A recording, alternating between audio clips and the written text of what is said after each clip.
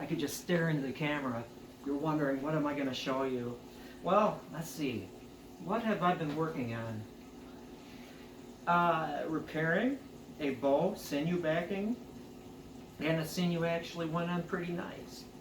Now you're going to think that maybe I jumped the gun on painting it, but let me assure you that when you're using a water-based paint over sinew back bow, there is no crime whatsoever as far as painting while it is still receptive to water.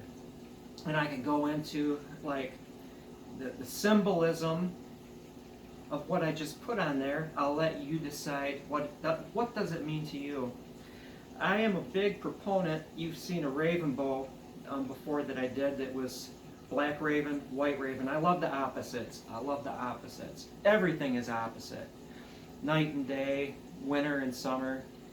And so that's why I like to do opposites. Basically the tips. In this style, being almost kind of West Coasty in appearance, I could have put fur on the end.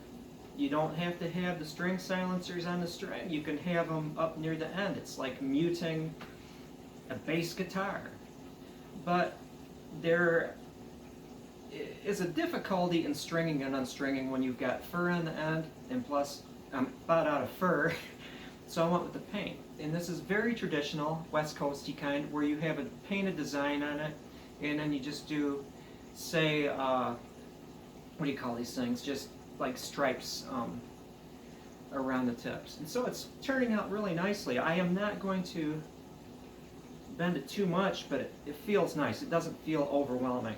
Now if you're doing this in, say, red oak, you have to be careful that you're not going to have too much weight, because the sinew can stress it so much that it'll actually like split the wood, delaminate the wood. You can get great draw weight out of these things. And so you have to keep it in reason. The more sinew, the more it's going to stress the wood. You don't get anything for free. And so there it is. And I've kind of gotten into this. I really like this. You figure out which, not permanent, I mean it's just wrapped and tied down here like a Windsor knot. You figure out which is the upper limb, which is the lower limb. On a small bow like this, it's no crime to have the lower limb a little stiffer because you're not shooting center. You could if you wanted, but I'll have the lower limb a little stiffer, figure it all out, and then if this is the lower limb, I'll just retie this so this drop hangs straight down. You could even go so far as to put a bead on there, but that's neither here nor there. Now if you're in tune with native designs, you might say that like I'm mixing my metaphors. This, if it's West Coasty, wouldn't go along with this. I'm not going to tell you what style of design this is. In fact, it could be a John design. But even the number of dots is significant here. But if you look at some plains bows, which this may or may not be more plainsy than West Coasty, I'm not going to tell you, that they'd also do kind of the around the wraps, the sinew wraps. I actually have two sinew wraps, one right here and one right here. It's drying down pretty quickly. In fact, I'm seeing as it's drying out, it's starting to lessen and deflex, and when it's done, it'll have reflex. It'll be a beautiful bow. And so there we go. My plans for this. I think it's pretty cool that Arizona John, you're going to have to go by that from now on, made the woodwork, made the bow, the wooden part. I broke it, repaired it, so karma is now back in balance. And Phil actually created the glue that I used. I never made glue that way. He had rawhide scraps. Phil is a sinuist, and he just simmered the rawhide, deer rawhide, down until it made a glue. And you know, from my experience, one bow using deer rawhide glue, it's great stuff.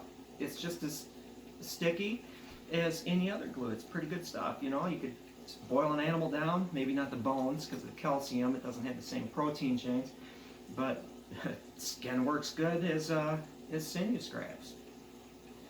Deer hide makes as good a glue as rabbit skin, which is probably what you're going to buy if you go to Pine Hollow Longbows or Char Instrument. Anybody that does primitive archery supplies or musical instrument repairs. StewMac probably has hide glue too. Okay, a few notes. There were a lot of questions asked, and hopefully I answered them. Let's see. One was, after it dries, do I put like a glaze of hide glue on there? Well, you certainly could. You could rub hide glue on there and then take a damp cloth and then just pushing down, polish it. It'll come out shiny.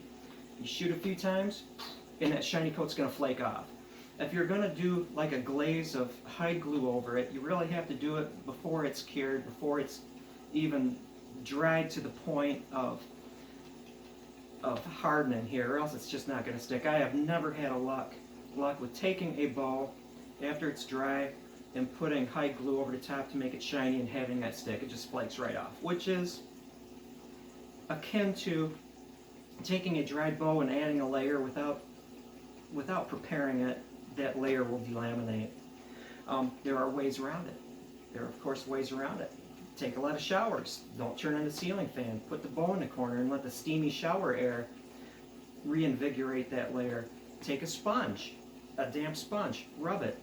Go off, watch an episode of Frasier, play your Gibson mandolin in another sponge, swipe wet, and just keep doing that. Waiting a little bit, sponge, waiting a bit, until it gets tacky again. But that's it. And Aaron, you know, I can fully appreciate not having the space to Sinew back, but how about this? And for those of you who didn't read my answer to his query, his question, his comment, is that suppose you don't really have the room to do Sinew backing because you have this big table and you've got all these little bundles spread about it, you got a double boiler. How about what I've done before? You prepare your Sinew, okay, and then you prepare your glue mixture, but you make it thin enough so it does not gel at room temperature. There's glue in there, but it's just not thick enough to gel at room temperature. Just stick all your Sinew in there and just let it soak, and it'll be nice and limber, flexible, soft, easily applicable to the back. After you size your bow, you have to size it. Then you can just take that scrap or the Sinew in that baggie. No double boiler, no heat. You don't have the stuff spread around.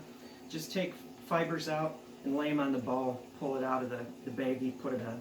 And so that is a space saving. You could even put that baggie in your car, drive off to a nice park, just sit under a tree and Sinew back without having to have that big mass of little fibers in a double boiler. So that works well. I've done that before. It works well. Enough of that. There 'tis. Turned out nicely. Thank you for watching. And if you're saying, oh, I wish I had that bow, that's nice. This is actually going to go back to Arizona John. He sent me the bow, which was very gracious of him. Worked hard, put his heart and soul into it. Gave me the bow. I broke it, repaired it, put the Sinew on it using Phil's glue. And when this is fully tested, which I'm so confident that it's going to be a great, great bow, I'm going to send it back to John so he can take this thing and go, wow, I want to make a Sinew back bow, and get over that inertia, get over that intimidation. Now for the rest of you, you can do this. This is not hard. The paint is not hard. If you can hold a brush, stick it on there and just rotate it, you can do the paint job. The Sinewing is not difficult. Before it was dry, I had some separations. Of course you're going to. But because it wasn't dry yet, I was able to take more Sinew, pounded another tendon, and then laid it in there so it was smooth enough to do this. And by then, I didn't have to wrap it with gauze. Did not have to wrap it with gauze. Good to go. Plenty smooth. You can see how smooth that layer turned out. Mostly because I wrap these things tightly with gauze after I do them.